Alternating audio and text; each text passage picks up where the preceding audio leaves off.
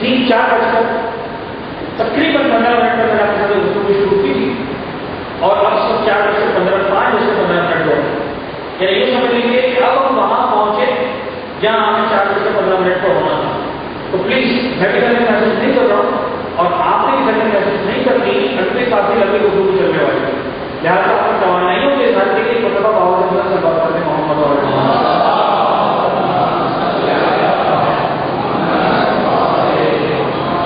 समझ लीजिए कि घंटों बैठना की ऐसी तरबियत का हिस्सा है और ये भी तरबियत का एक बात है प्रैक्टिकल आवाज भी ऑलरेडी हमारा हो रहा है। अब हम आ जाते हैं इसके मसाइल पर।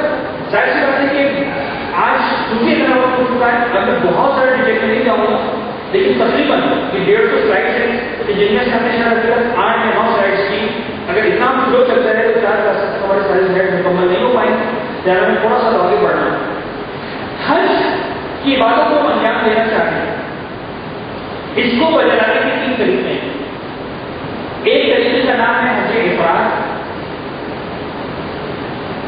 एक तरीके का नाम है हज क़िरान और एक तरीके का नाम है हज तमत्तु। बहुत से लोग जो सही तरह से नहीं जानते, कभी इसको कमता भी पढ़ते हैं, जॉन भी पढ़ते हैं, लेकिन असल वर्ड है तमत्तु। हज इफराद, हज क़िरान और हज तमत्तु, ये 3 तरीके हैं और 3 तरीकों से ये हज की इबादत को अंजाम दिया जा सकता है। लेकिन जब गौर कीजिए, हज इफराद और हज क़िरान इसकी इजाजत सिर्फ उन लोगों को है जो मक्का मुकर्रमा से 88 किलोमीटर के फासले तक रहते हैं। तो बस जो 88 किलोमीटर के रेडियस के अंदर रहते मक्का मुकर्रमा से, सिर्फ उन्हीं लोगों को इस बात की परमिशन है कि चाहे तो इफराद के तरीके से करें, चाहे तो क़िरान के तरीके से करें।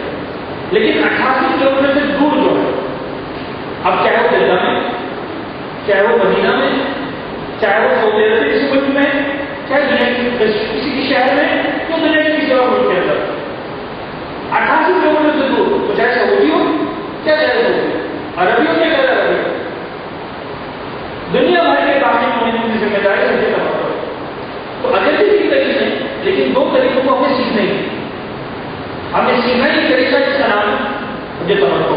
तो सबसे पहले अगर हम निश्चित कर लें कि हज इफराद और हज क़िरान का लफ्ज़ अगर कहीं सुनेंगे तो हमारे लिए बेकार होगा, हमारा तरीका ही नहीं है।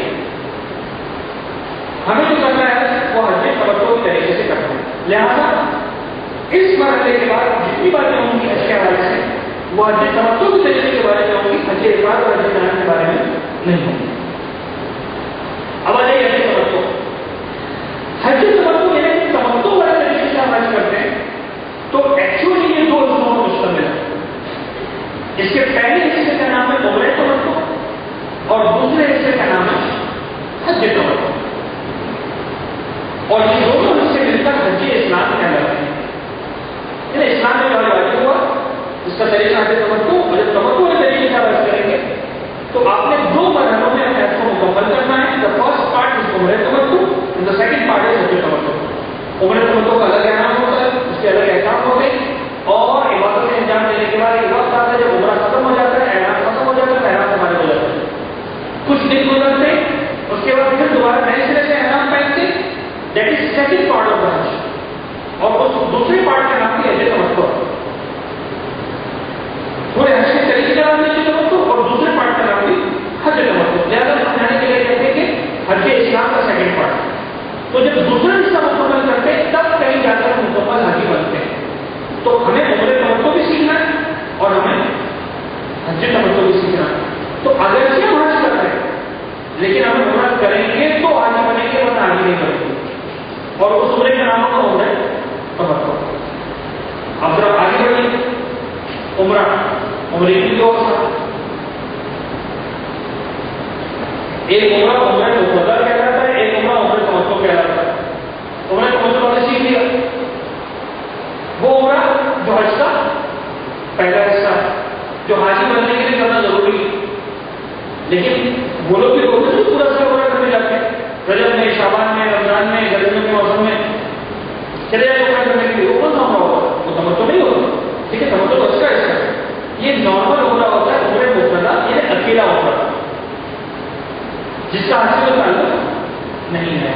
تو سال بھر جو عمرہ ہوتا ہے اسے کہتے ہیں عمرہ مفردہ، لیکن جو حج کے حصے کے طور پر ہوتا ہے اس کا نام ہے عمرہ تمتع. عمرہ مفردہ یعنی وہ عمرہ جو مومنین کرام سال بھر کے دوران انجام دیتے جس کا حج سے کوئی تعلق نہیں ہوتا، اور عمرہ تمتع وہ عمرہ جو حج کے پہلے حصے کے طور پر انجام دیا جاتا ہے. اب اہم ترین بات، یعنی ہم جا رہے ہیں سفر پر، ہمیں حج کرنا ہے حج تمتع کے طریقے سے. حج تمتع کے طریقے میں سب سے پہلا ہوتا ہے اس طرح میں عمرہ تمتع، تو سال بھر لوگ کرتے ہیں اس کا نام عمرہ. لیکن ابھی ہم جب کراچی سے اٹھ کر جائیں گے وہاں پر مکہ، تو ہم عمرہ تمتع نہیں کریں گے، عمرہ مفردہ ہی کریں گے. یعنی وہی والا عمرہ کرنے کے لیے لوگ حاصل کرتے ہیں، وہ رجب کے مہینے میں، شعبان کے مہینے میں، رمضان کے مہینے میں، گرمیوں کے موسم میں، وہ والا عمرہ. ہم عمرہ مفردہ سیکھیں گے، عمرہ مفردہ کریں گے، حج تمتع سیکھیں گے نہ کریں گے. کیوں؟ اس کو اہم ترین وجوہات. کیوں ہمیں مفردہ کرنا ہے تمتع نہیں کرنا؟ اس لیے کہ عمرہ تمتع کا ایک خاص قانون ہے، اور وہ قانون یہ ہے کہ جیسے ہی تمہارا عمرہ تمتع مکمل ہوا، اب اس کے بعد تمہیں مکہ سے نکلنے کی اجازت نہیں ہے جب تک کہ حج تمتع نہ کرو. اچھا، حج تمتع یعنی جو حج کا سیکنڈ پارٹ ہے اس کے تو دن بھی مخصوص ہے، 8 دن سے لے کر 12 دن تک، 13 دن کے پاس جو مین حج کے ایام ہیں، عرفات، مینا، مزدلفہ. عمرہ تمتع کا ٹائم رمضان ختم ہوا، شوال کا چاند لگا، عمرہ تمتع کا ٹائم ہو چکا. یعنی اس کو آلریڈی عمرہ تمتع کا ٹائم ہو چکا. اس میں جو بھی عمرہ تمتع کرنا چاہتا ہے، لیکن ایک شرط ہے، عمرہ تمتع کر لیا اب حج نہیں کر سکتے، ناویہ پاؤں مکہ کے اندر رہنا. اب میں نے کہا پہلے سائڈ سے کا یاد کریں کہ حج 2 چیزوں کا مجموعہ ہے، انتظامی مسائل، فقہی مسائل. اب انتظامی مسئلہ یہ ہے کہ ہم یہاں سے مکہ جائیں گے، لیکن ہمیں حج سے پہلے مدینہ منورہ کی زیارت نہیں جانا. ہمارے 8 دن میں سے مدینہ میں اگر ہم عمرہ تمتع کر لیا تو مدینہ منورہ کیسے جا سکیں گے؟ تو چونکہ ہم پہلے سے پتہ ہے کہ ہمیں مکہ سے نکل کر مدینہ جانا ہے، اور چونکہ پتہ ہے ہم عمرہ تمتع کریں گے. بہترین وجہ جو عمرہ تمتع انجام نہ دینے کی وہ وجہ یہ ہے کہ ہمیں مدینہ جانا ہے زیارتوں کے لیے. لہٰذا اگر فرض کریں ہمارا کارواں لوگ روانہ ہوتا جن کے مدینے کی زیارت سفر مکمل کرنے کے بعد ہوگی، تو ان کو یقیناً عمرہ تمتع کرنا تھا، ان کو پتہ نہیں کر سکتے تھے. انہیں تمتع ہی کرنا ہوگا تاکہ وہ وہاں جائیں، تمتع مکمل کریں، اور اس کے بعد حج کرنے کے بعد مدینہ منورہ کی طرف نکلیں.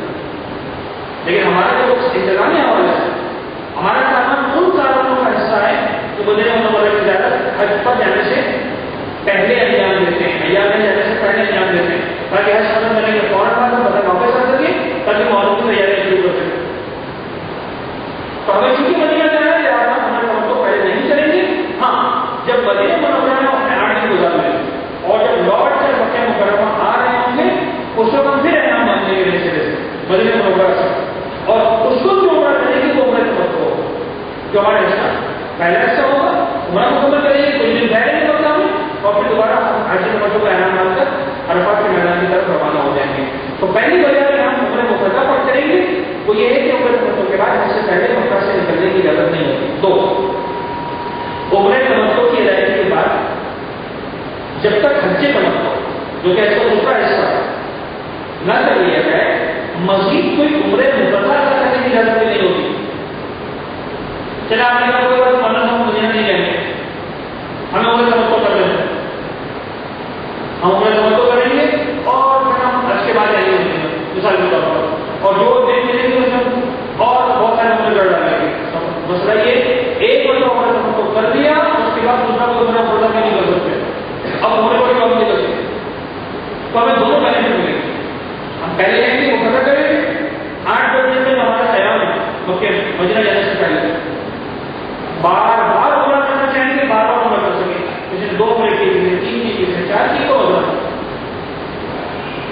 مدینہ جانے